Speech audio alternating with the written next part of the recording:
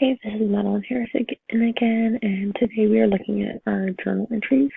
So this one is from Wednesday, October 23rd, and this one over on the right side that I'll show later is from Wednesday, November 13th. So they're about like 2-3 weeks apart. So over on the left, here's just some pictures of the classroom, and I'm actually skipping down to right here.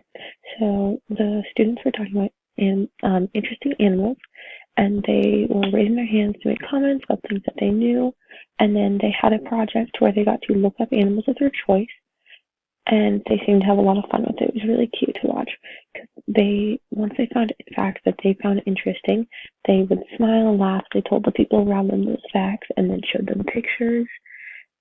And then it was just really fun to watch because it's just really cool to see how they got really invested into this.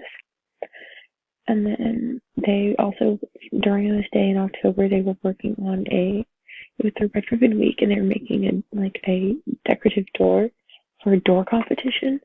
And so for part of it, they had to color in a picture of Harry Potter. And they were having a lot of arguments over the colors that things were, because I'm like, oh, it's this in the movie, it's this in the book. And so I was sitting right next to him, or to all the students, because there was like a group of 5 or 6 of them just sitting at a table because they were taking turns just coloring. And honestly, I got kind of irritated listening to the same argument over and over. So I looked up a picture of Harry Potter from the movie and put on my iPad and put it in front of them. And so when they saw the picture, they stopped arguing, and they became a lot more organized in the way that they were doing it. I just thought it was super interesting to see how they did that. But they were still so excited because they wanted to make sure everything was right. And then, so over on November side, let's go ahead and get this to load. Okay, cool. Not going to do that. Awesome. All right. There we go. Here's some more. These are some of their spelling words. Some pictures of the classroom.